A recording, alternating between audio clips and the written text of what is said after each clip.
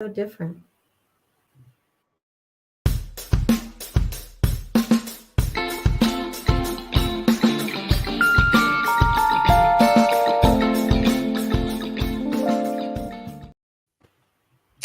Hello and welcome to another Through the Looking Glass conversation with yours truly, Heidi Esther.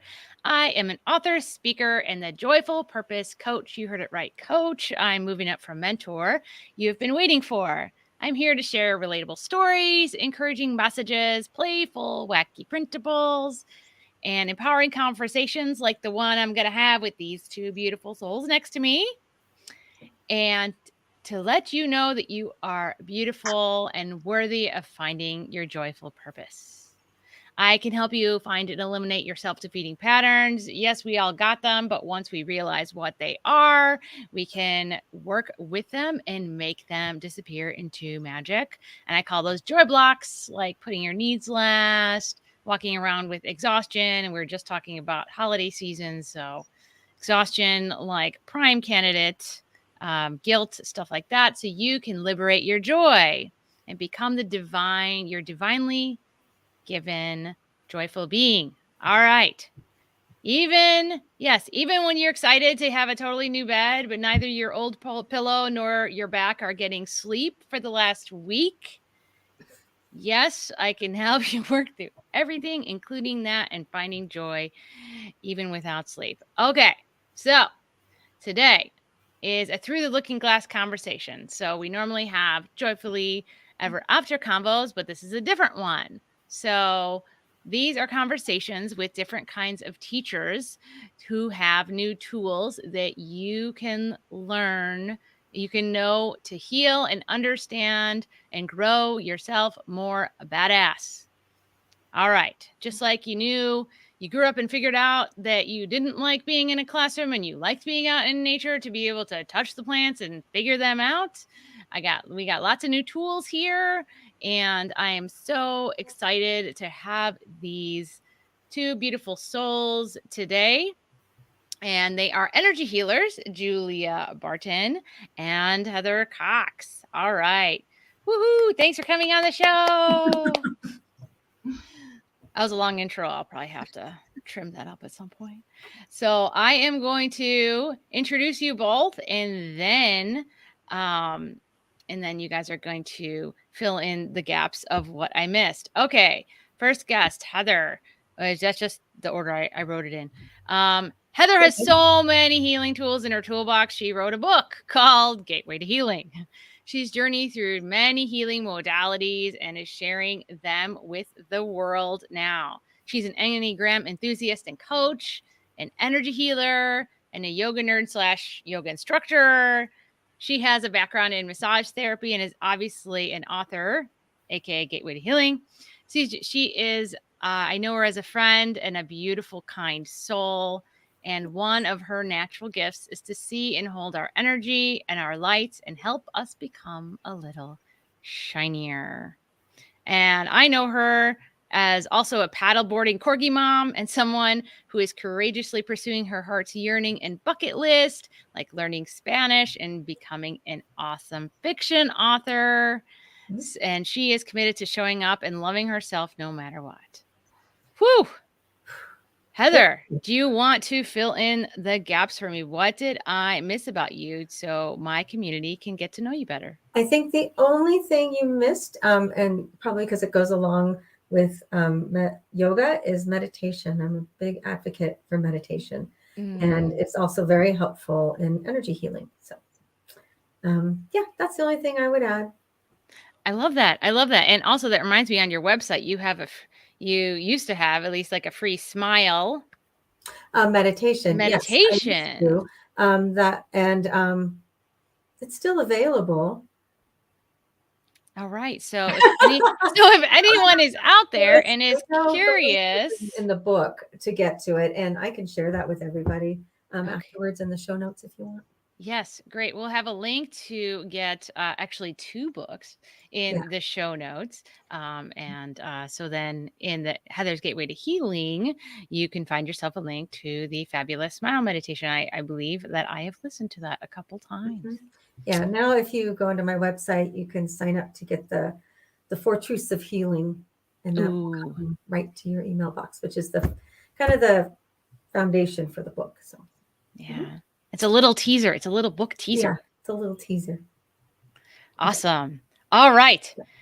Our next guest, Julia Barton. She is a best-selling author, Reiki master teacher, and postpartum doula who went through kind of like this dark tunnel after becoming a mama. But she is on fire with the mission to break through that tunnel because she found a way through it to see the light, like getting rid of that isolation and all that stuff to bring more grace, healing, and wraparound love and support to new moms. So she has a fabulous taste in cars. I know because she has posted pictures of hers, and and she also makes every part of her home. And even if you're listening to this on the pod, she has a super awesome, cool old library catalog behind her, which has her crafts in there. And so I'm already filled with curiosity and wonder and want to come over and check out what's in there. But she makes every part of her home pretty and inviting and full of curiosity and wonder, including the wallpaper. She has fabulous taste. She is a lover of the world's natural beauty, and her absolutely gentle nature makes her a natural. I call her like a mom for moms. And she can be found at oliveinbloom.net. And if you can't see her because you're listening to this, she has absolutely her vibrancy is coming out not only in her home, but also in her new fabulously eggplanty purple tresses. They are just great. I was going to say something after she was done. I was like, I love your purple hair. It's awesome.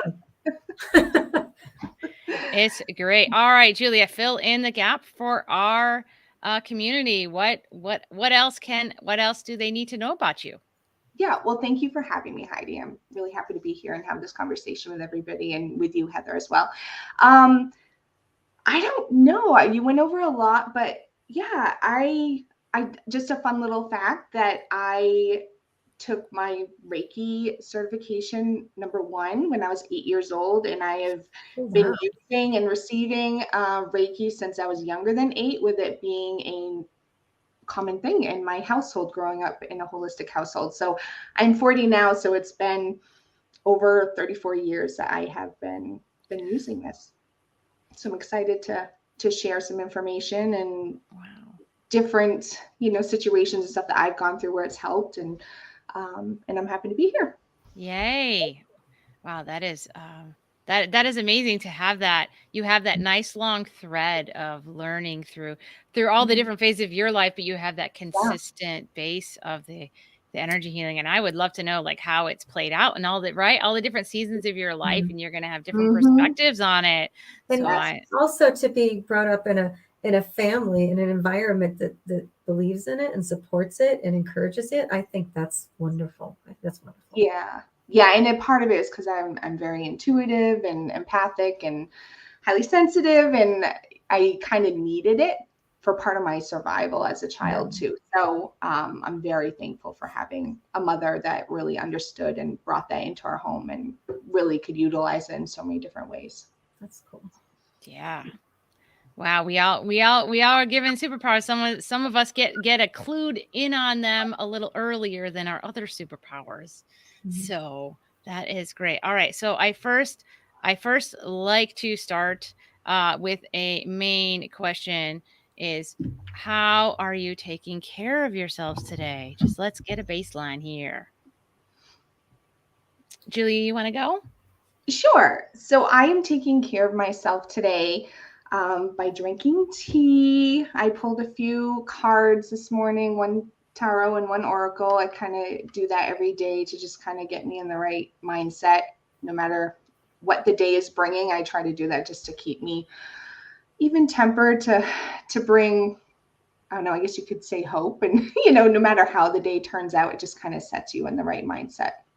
So I did that, and just, although the day started out with a delay and that kind of rearranged my whole day, I was able to just take it in stride, made some adjustments, and here I am. Yay. You're able to kind of just like ride the waves, right? Ride the delay and Mhm. see what the cards are telling you. Mhm. I love that. I have archetype cards and like an art card deck that I use, and those are very, very, very helpful for me. All right, Heather, how are you taking care of yourself today? I did yoga this morning. And then the big thing was, and it actually started last night, I was trying to figure out when I'm going to go to the grocery store today, blah, blah, blah. And then I was like, I don't have to go to the grocery store today. I'm going to push it off until Friday when I have time and I won't feel like I'm rushing around like a maniac. So that's how I took care of myself today. I prioritized and gave myself some space and grace. Like, it's going to be okay. Oh, I love that. I love that. So, so I alluded to the fact that we have a new bed because my wife and I had both been like having like 80-year-old back pain, but we're not that old, and so we're like, hey, maybe we just realized it. And we're like, oh, maybe it's something that we both encounter every day, like our bed. And so we got a new bed and it's super squishy and great, and it even like moves the head and the feet up, and I felt very fancy getting it. And yeah, so I have tried like 7 different pillows, and I finally slept a little bit last night while using a blanket as my pillow. Oh, interesting. So I don't know what that means in terms of like my shoulders or my spine. I'm sure it means something that I don't need I may not need a pillow, but I kind of felt like a baby in a crib. I was like, oh, I don't have a pillow right now. Okay, I might as well swaddle myself. And so I don't know if the bed's going to go back or get exchanged or something, but I'm just opening myself up to different situations. And then I took a short little nap, like a long meditation today. That was meditation / I fell asleep for a little bit to take care of myself, to be ready to meet the day without any cranky pants on. So, all right. Now we're going to move on to the main event. So anyone who is watching live or watches the replay, please feel free to put your questions in the chat. And you can also email your questions if it's afterwards and you want like a quick response. You can always email them to howdy@HeidiEsther.com, and I will totally hook you up with Heather and or Julia. And, maybe it'll be like an energy healer mastermind, and they will have the answers to your questions. All right. So, okay. So I feel like I want to get a baseline on what exactly energy healing is before we talk about experiences with it. Who would like to share kind of like what is energy healing? Well, I'll start and then Julie, you tag on after. Okay. I'm going to give the foundation in that we're all made of energy. And because of that, we can tap into that energy. And like when the energy gets blocked, that's when illness happens, dis-ease. That's what we called it in massage school, dis-ease. And so the idea is that we as people, especially if we're like super advanced, can manipulate energy. So and we are made of energy. So now I'm going to toss it over to Julia with that foundation of energy. Yep. Yeah. And also beyond us being energy, the universe is energy. Mm-hmm. So there is universal energy that we can all tap into. It is not just any energy healers. We all have that ability. So being able to get to that point where you can either visualize, everybody's different on how they do it. And that's also okay. You can do, I'm a Reiki master teacher, but I've always kind of done my own way of energy healing, and just know that there's not one single way or form that you can do it, that everybody can do it differently, whatever works for them. So yeah, the universe is full of energy and white light and loving light that we can all use to help all of us here down on this crazy earth.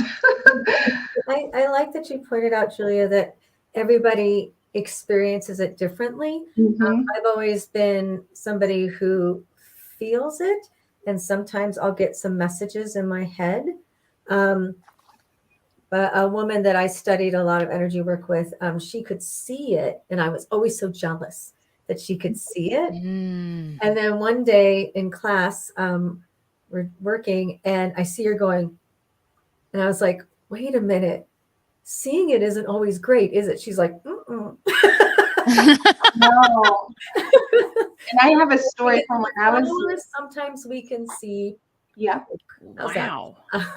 So, I didn't know about that whole seeing thing. What are you going to say, Julia? Yeah. So I had, a childhood experience that I had, I would look at white walls and even just like my craft room is light colored blue, and I would always see colors like swirling and just all kinds of rainbow colors and light colors. And I just like, as a child, like, oh, that's supposed to be a white wall. And I went to my mom, like really nervous. Like I was really scared that something was wrong with my eyes. I had to go to the doctor, and I'm like, Mom, I don't see white. Like there's not white there. It's like, I see all kinds of colors. And she's like, oh, she's like, that's okay, honey. Like you're seeing auras, you're seeing colors. And I was so lucky enough to be able to have a mother that understood that and that could explain to me to know I'm not going crazy. There was nothing physically wrong with me. I can't remember how old I was, but it was definitely before I was 8. I must have been probably like around 4 or 5.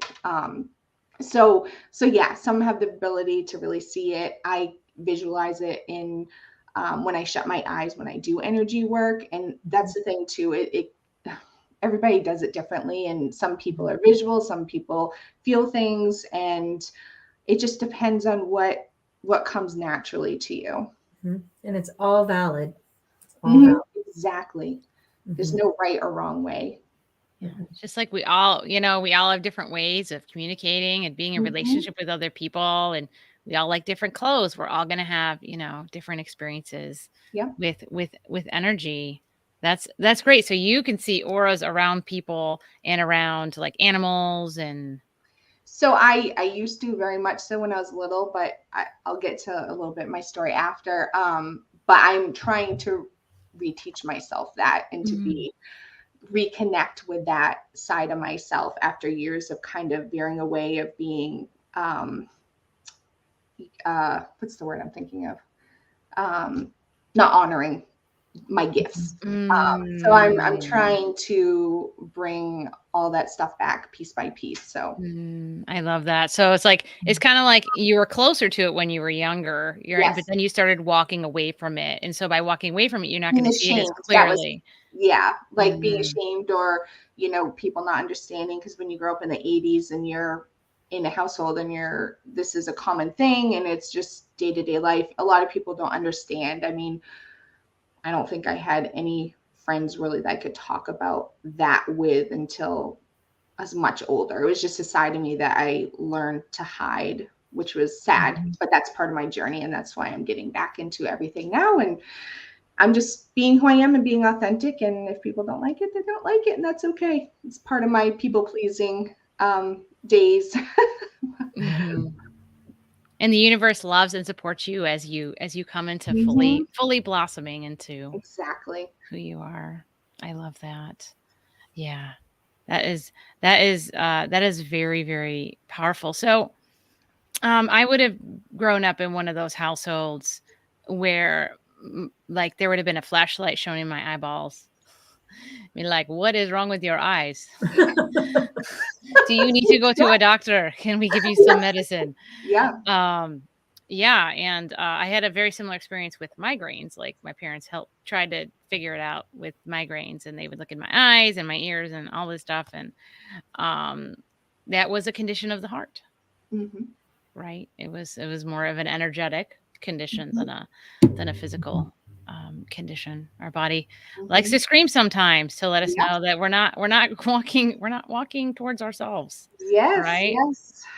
Oh my gosh. So how can someone, I'm trying to think of people that have never encountered energy healing before. So if you were going to explain it to someone, like in terms of like how can they know if they need energy healing? Like how can somebody know if they need it? And can someone, like, is that something that people feel, or is there just other situations? I know, Heather, you responded with dis-ease, like stuff like that. So like, how can someone know if they need energy healing, and what is the openness? Like, what kind of mindset do people have to adopt to be able to, walk in and have something, happen, or at least be open to it? Who wants? You want to go ahead Oh, there? I always say in like when I'm talking to people that if you're feeling like you're stuck and you can't move forward, that's a good sign and a bad sign. Yeah, that is the biggest one I tell people. If you feel like you're stuck and you just can't move forward, or if you're feeling lost and you don't know what direction to go in, I feel like energy work can clear that path.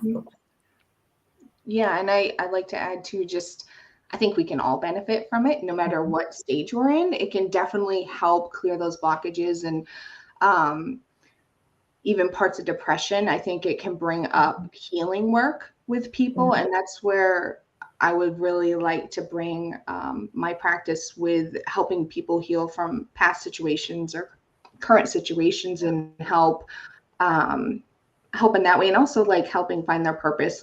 Like you said, like feeling stuck, it can be with a job or situation, a person, a relationship. It can be so many different things. And I think when you clear your energy and in doing that, it helps you kind of see who you are authentically too. As Heidi, I don't know about you, Heather, but we have those past tendencies to be people pleaser and perfectionists. And, that was for a reason. So it helps shed those certain tendencies that are not good for us, from preventing us from being authentic. And I think energy healing can definitely be a modality that can help us get to that point in our lives to break all that stuff down. Shedding the layers. Exactly.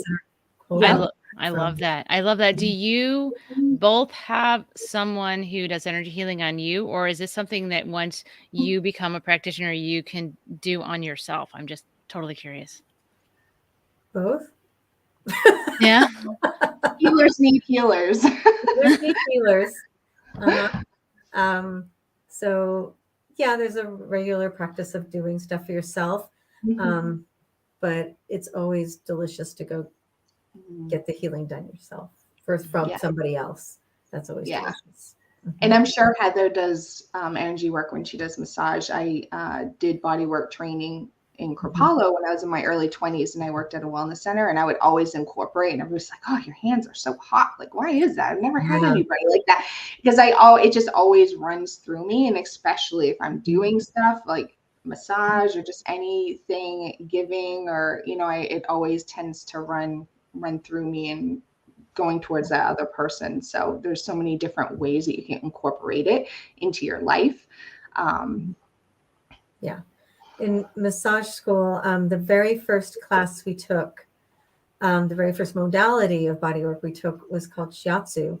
And it's like acupuncture, but the Japanese version. And you're going down the medians, the energy, like the energy veins, with your thumbs and your fingers to open up the blocks. And that was on purpose to get us not only used to touching people, but also tuning into that energy as we were working. So you were experiencing like a little energy work incorporated with the body work. So that's, that makes sense. Teaching us how to tune into the energy of other people, so that we could go deeper into the body work. I just have one quick question. Then I have a really interesting question. So because pandemic and a lot of things online, do you is like online energy healing, is that difficult, more difficult? Do you need to, because I've had energy healing done and it was like in person. So do you find it more or less effective or the same? If people are going for a first time, would you recommend like one or the other? I know for me, it doesn't matter. You can send distant energy to anywhere across the whole world. It's not something that's coming from us personally. Like I said, it's a universal energy. So you can do it anywhere, anywhere. So it's definitely something that can be done remotely, and people should definitely not stray away from doing that. It's just as good as being in person. You don't have the touch, but I swear that you'll still be able to feel it though. Absolutely. I have a client in London that I see whenever she feels she needs it. And when she lived here in the States, I would work on her, and she feels the same. And when the pandemic happened, that's when I started doing it online. And I had a lot of clients that were hesitant. And then afterwards they were like, I'm really surprised at how powerful that was. And I was like, it's energy, man. but I have had some that just don't want to do it unless I'm in person with them, and that's fine. You got to do what's comfortable for you. Exactly. Yeah. So do that listening. All right. So I'm super excited about this next question. Can both of you share an experience that you've had with energy healing? Like you can do when you're young, or like you personally, because I assume you both have had, right, or used energy healing on your path also. So you go first, Julia. I always go first. Something that we've experienced ourselves with people healing us. Yeah. Okay. I mean, I guess with my mother doing it on me when I would be sick. She would also go to my grandfather when he had cancer at the end there and do a lot of Reiki on him to just help him feel comfortable and to just help him prepare at the end there. And this is just like a little funny thing. There was a while there that she was kind of like, changing up her technique here and there. And I remember having an upset stomach, and she started like pulling the negative energy out, and she was like, twirling it like a tornado just to like zip it out. And I just remember that as a kid, like her doing that to me. It's like magic, like trying to get all that bad energy, like pulling it out. And it always stuck with me. And like I said, everybody does different things, what works for them. But it did definitely always help me. And another experience too was using energy work as a protection, with me being very empathic and open to feeling energies and spirits and whatnot. I was able to use white light as a protection to surround me, so people can use it as that too. That's as like very helpful. Shield. And then filling your body up with light to also help protect you from anything. Yeah, absolutely. Wow, that's powerful. That's like you get your own little cape. It is, and everybody has the ability to do it. That's in and of itself like worthy of going to as many sessions. You got to figure out how to do that. Yes. Heather, you want to share? I think probably the most fun one, when I was studying with a woman in Monument, it's a kind of a rural area in Colorado. She did a lot of my healing work. And so there was one specific time where there's a friend from high school, and we were always kind of close, but not. And we always kind of had each other's back, but it's not like we went and hung out, just the two of us or anything. We were kind of in the same group. And there's little moments of like intimacy between the two of us, not sexual intimacy, just like connection. And then it would go away. And then we graduated and went on our own ways. But I always would like every once in a while just have this big urge to find him. And I'd always like find him. I'd go on the internet and somehow find him and send him a letter, snail mail. And he'd respond back with like, holy shit, hey, how are you? And I remember like thinking, it'd be really cool to marry him. He'd be a good husband, and, we'd be stable and everything. And then when we'd get together, I'd be like, yeah, I'm not attracted to you at all, and don't get me wrong. He was a very attractive man. But I was just like, that's not there. So that's went on. And then there was another time I just had this urge, but I was like, what is going on? So I called my energy teacher and I said, I want to have a healing session with this guy. And this is getting into how healing can help with relationships. And my other friend who came with me, because we would come and do the session with the teacher to learn at the same time, right? So she's looking at it and she goes, oh, and my friend looks at her and says, 35. And my teacher goes, yeah. And I'm like, what's 35? And she said, well, what happened is that you two, before you came down to this life, you made an agreement. You looked down there, you said, wow, it's pretty yucky down there. There's a lot of danger. So if neither of us are married by 35, we're going to marry each other and stick with each other and help each other out. And I was like, oh. And so she cut that cord that connected to us. And then when I, like, what was that? So that would be 9 days after I turned 35, I married my husband. So not him, Wow. somebody else. But that was, and ever since then, I haven't had that yearning to find him and keep that connection going. I mean, we've connected here and there a little bit, but it's like an old twin flame. Yeah, it's not. Yeah, it's different. It's different. And so that's kind of a big thing. Like if you're having an issue with somebody, going to having energy work and looking at that and cutting cords with them can make a huge difference. Wow. Yeah, that kind of reminds me too of a fun thing. I had a psychic medium, which is also a healing healer. She came here to my home and, I was working on cutting cords, with, giving so much of myself to everybody and everybody taking. And I'm like, all right, that's it. I've had it. I got to cut cords. Like I'm not giving my energy. They don't even know like how upsetting they're making me. And because they just in their own world.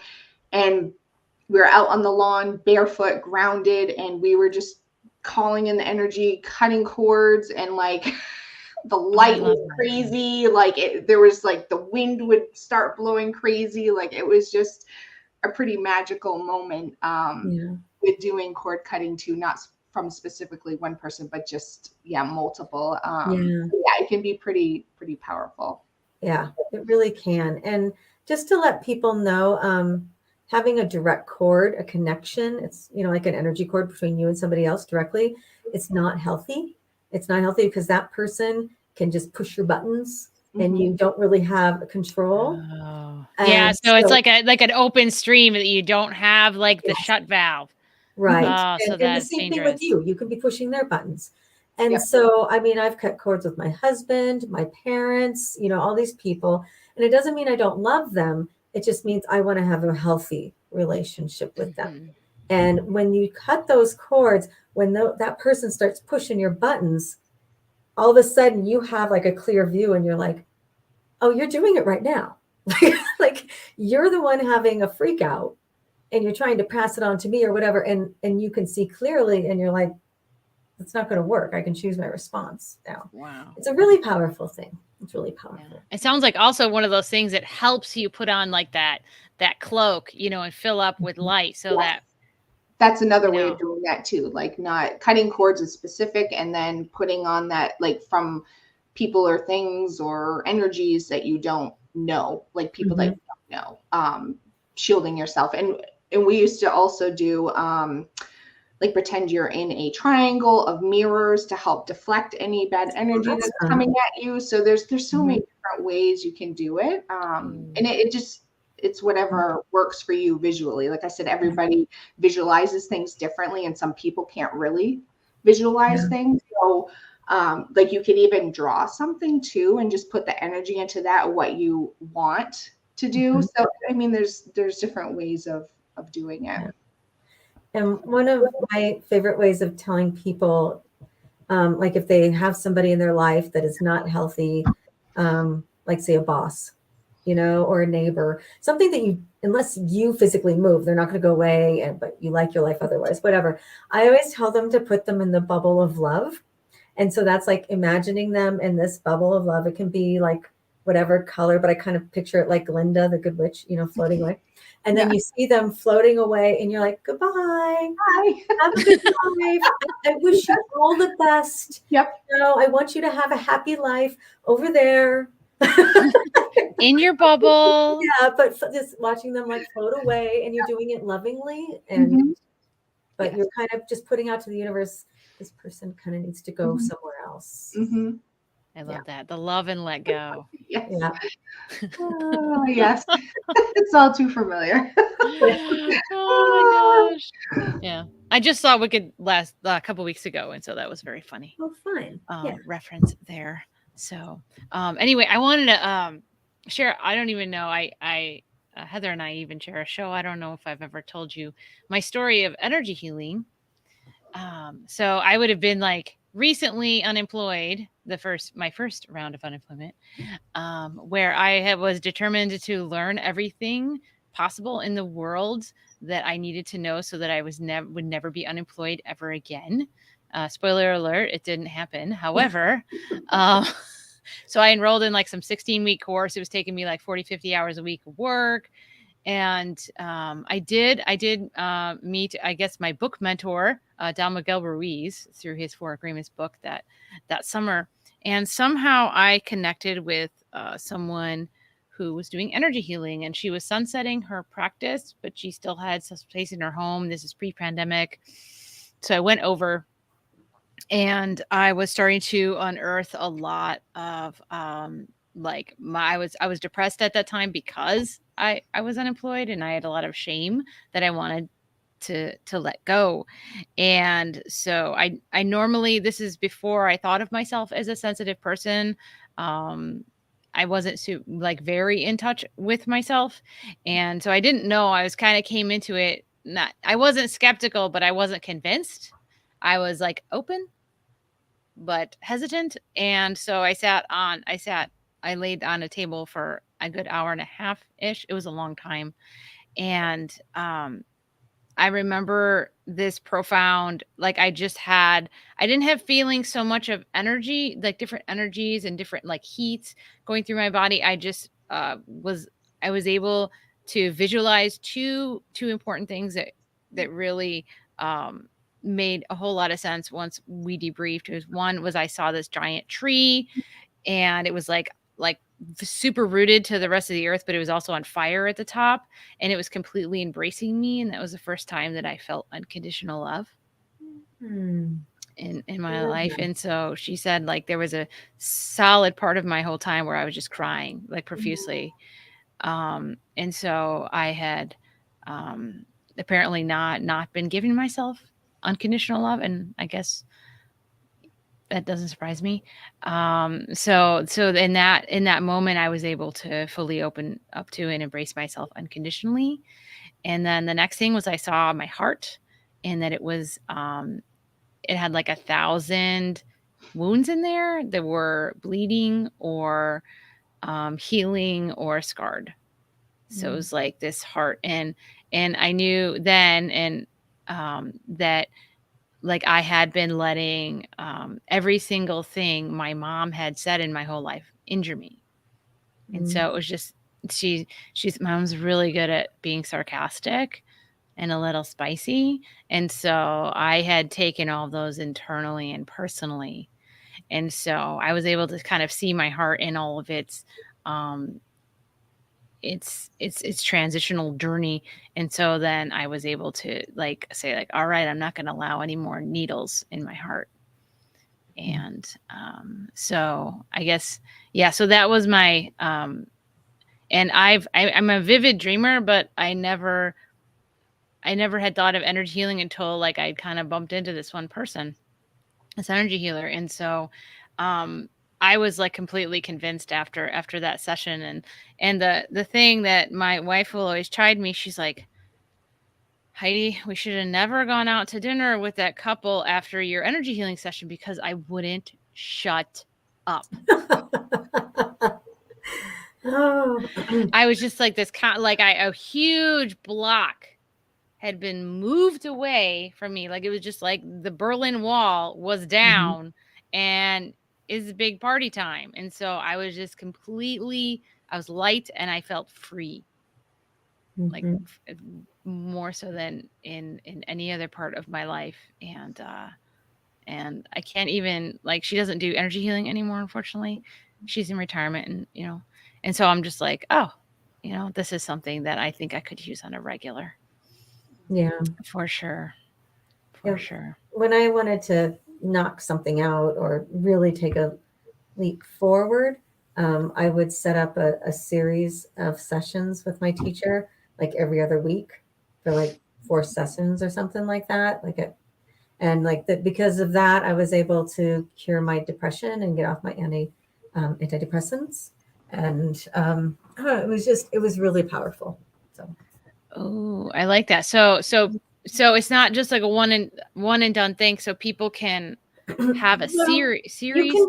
you can have a series, but I've also known people who've come to me for one and done as well. Because most of my energy work is by referral. And I'd have somebody come and they'd have their session, they leave, and I'd not hear from them again for years. And I'd be like, oh, okay, they didn't like it, whatever. I learned not to take things personally. And then out of nowhere, somebody else would call me and I'd say, how did you hear about me? And they'd say, oh, blah, blah, blah. So they said you really helped them. And I was like, okay, well, I guess that's good. It's good for them, not great for my business, I guess, in a way, the one and done. But it all depends how you feel, but that's what I would do. I'd do a series and knock it out. I always tell my clients, when I'm not going to hound you, when you're ready to come back, you call me. So yes, so both and Heidi, both. Yeah, it's and and the power of and. Mm-hmm. We all love that and. All right. Okay. So now we're going to do a fun spotlight time. So I would like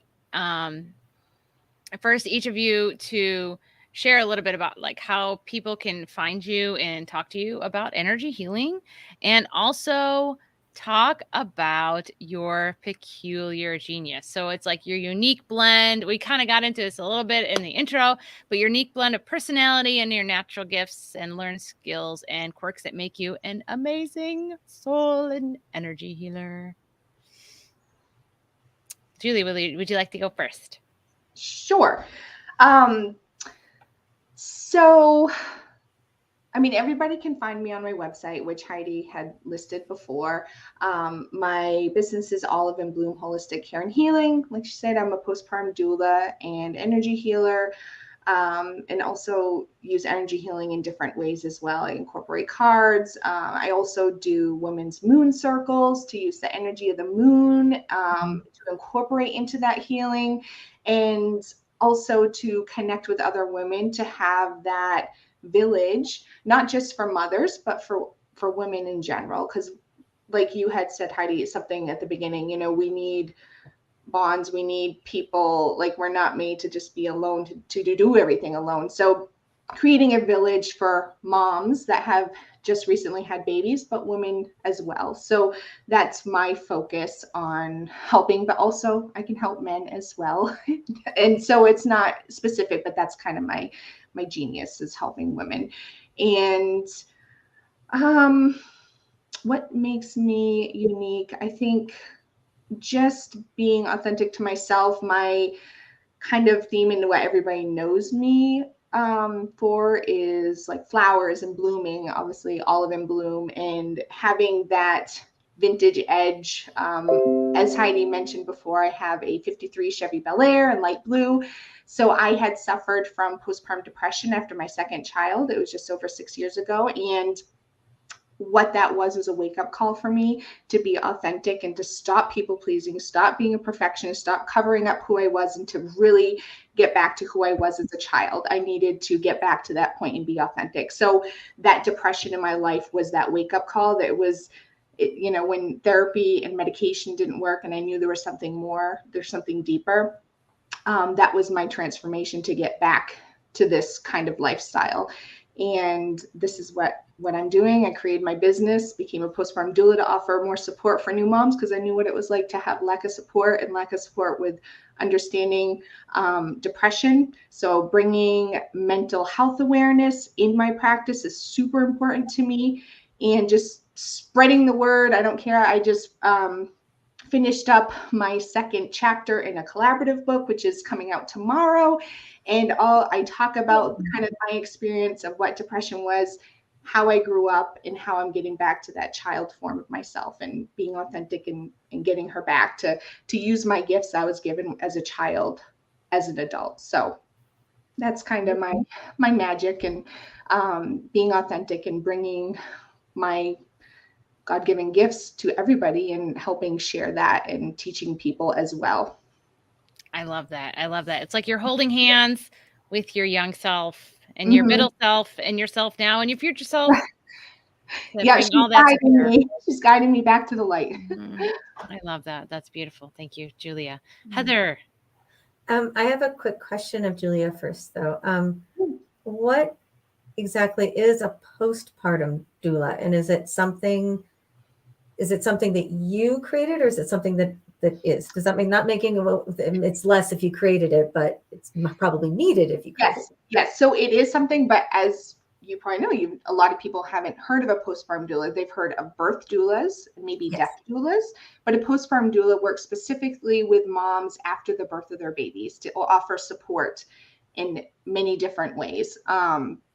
To be that extra person, whether their family's not around, or maybe personality wise it doesn't work, they need just somebody to be there to listen to them, to share their story, and to listen without judgment, and to offer help and advice based on facts and not experience.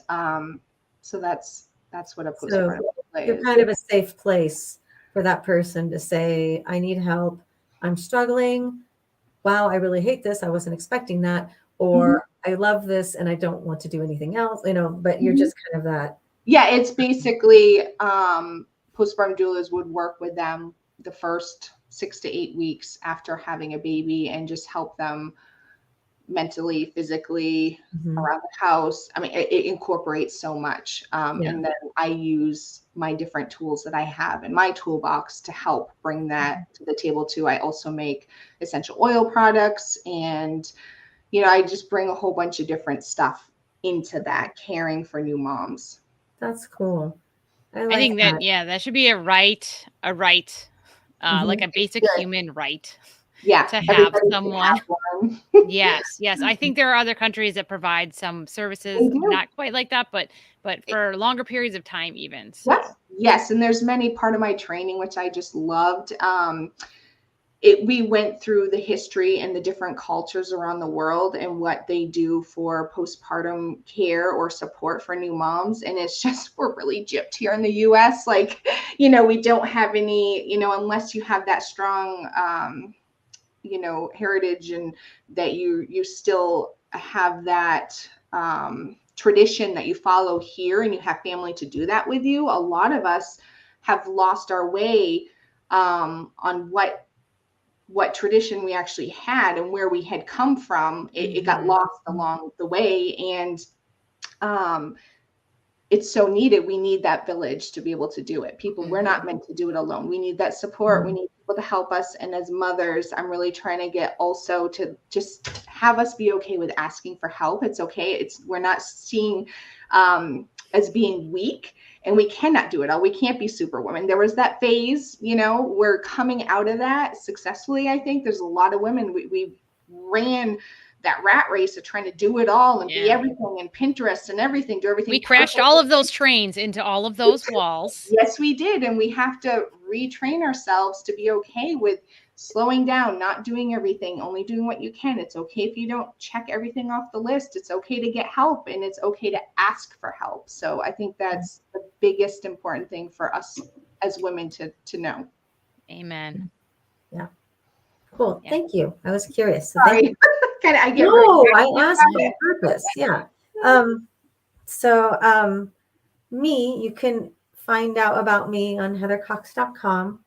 And what makes me unique. Was that it? What makes me? Yes. What's my? Your, Makes me your feeling peculiar shiny? genius. Yeah, Um, shiny. I think what draw people to me is that whether it was in massage or yoga or energy work, I'm retired from massage, just so people know. So that in many ways, like you, Julia, I create a space where there is no judgment and they can feel safe being them and sharing what they want to share. And I'm not going to judge them. I'm just going to listen and help them through that. I usually have people come to me who are having relationship problems, or they're trying to find themselves and get rid of those layers and things that, frankly, I've had experience in my life with. And I think that's, Julie, what makes us the best healers and teachers, is that we've experienced it ourselves so that we can say to them, I get it. And sometimes people don't want to have to explain to me. I get it. You don't have to explain to me how shitty that feels right now. So there's that. And then I use a combination of like chakra work and polarity, and then what my teacher taught me, which is a lot of mantras and just balancing the energies, and like you said, Julia, some of my own stuff that's just kind of come through, and I've been told what to do by the guides. So yeah, that's me. And then my book, Gateway to Healing, is all the things that I learned from my clients, but what I learned about myself about healing, but also what I learned from my clients when I would see some people getting better and moving forward, and some people just remaining stubbornly stuck. And here's the thing that I always tell everybody: I'm a healer, but I'm a guide. I can't heal you. If I wish I could, trust me, I really wish I could. I'm here to guide you and help you, and I can use my tools to help you and give you tools. But if you're not willing to get on that train, I can't do it. If this is ultimately your work, and I'm here to help you and guide you and make it easier for you.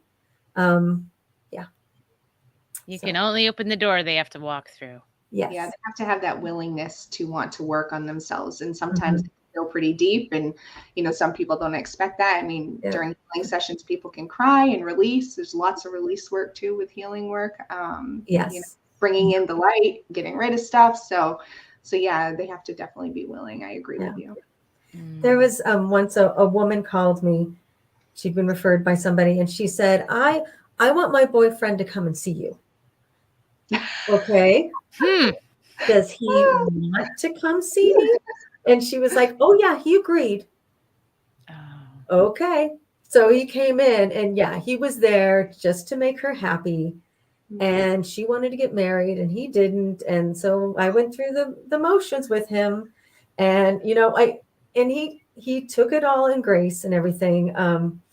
My favorite line from that is, he said, I work on oil rigs, and he said something about it. And I was like, so there's no crying on oil rigs, huh? Thinking of that baseball movie. And he was like, no. Humor's not a part of this. Okay. Wow. Okay. He left. And about a week later, she called me, came in for her own session. And then things started getting better. So she was the one who was willing to change, willing to move. And he was doing his thing. And she was the one who had to make choices. So, but yeah, I was like, does he want to come? He said he wants to. Okay. No, he doesn't. No, he doesn't. People pleasing can go all both ways. Yes. Sure, honey, I'll do that for you. Yeah. You gonna make me a steak or something? No. Goes both ways. It's all good. All right. So something since I both had you both on the show, I've implemented. It's called the magic wand moment. So if there was one thing that you could say to the Joyfully Ever After community, that they would instantly believe, like you could swish and flick, to the community, what would you say to them? I think we're going to say the same thing.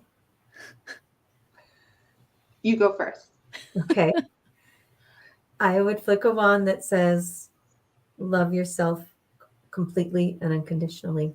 Shine your light. That's what I would say. Mm-hmm. Yeah, mine was just be authentic, you know, find that, that true you and just shine it. Because I don't know if you guys have read Atlas of the Heart from Brene Brown. Oh my goodness. Like, I just love that book. But just being authentic, like, I love that part about people wanting to fit in versus belonging. And I just always use that. You know, you try to fit in, but you're changing yourself to be able to fit in. Yeah. True belonging is you being yourself and being authentic, and the right people will come. And I have had that happen to me. You know, I have found the right people in my journey at this point in my life that I've always been wanting. I just never had, because I wasn't being authentic and I was hiding the true me, because I was scared of not being liked or being thought of as being weird or different. But I found now I can be weird, different, and people love me, and that I can embrace it, and it's okay, because I have the right people surrounding me and they love me no matter what. And I can share all the weird stuff and, you know, things that I grew up with, and it's freeing.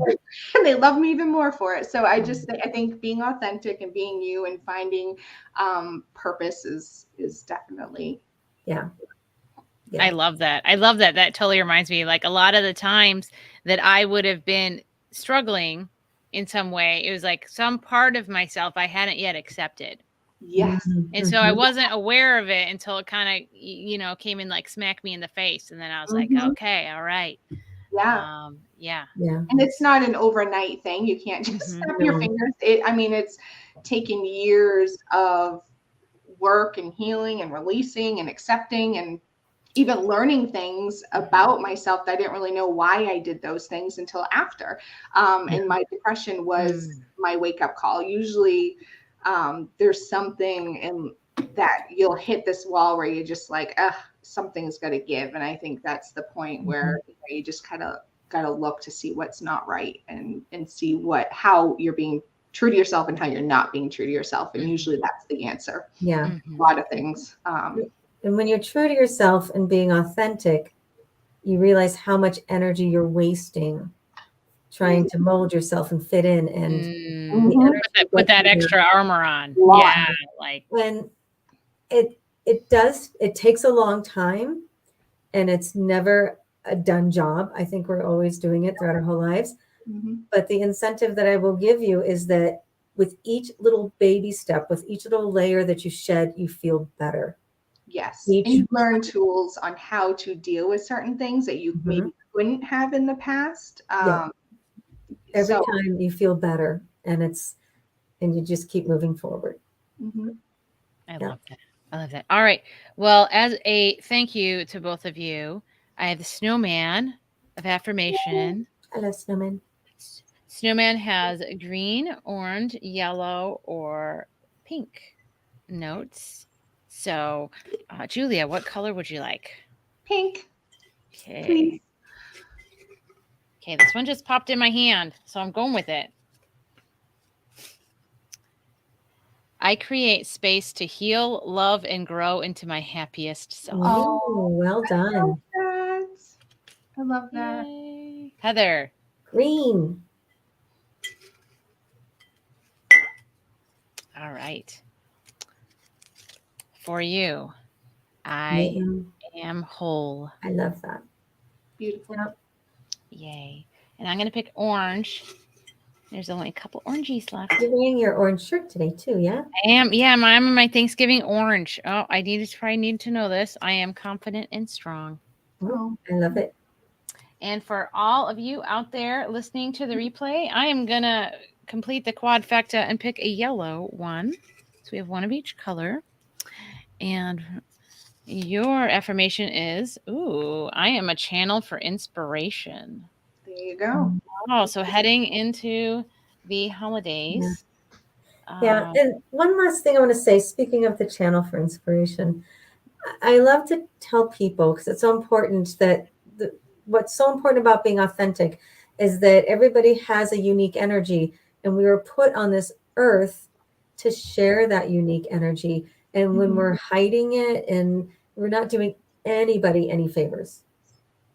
We're not helping ourselves, but we're not anybody else. That energy needs to shine out to help people. And no, you may not cure cancer, you may not be Bill Gates, but the little things that you do in your life with the people in your little world, that it really matters. And that's that light shining out. So yep. I love that.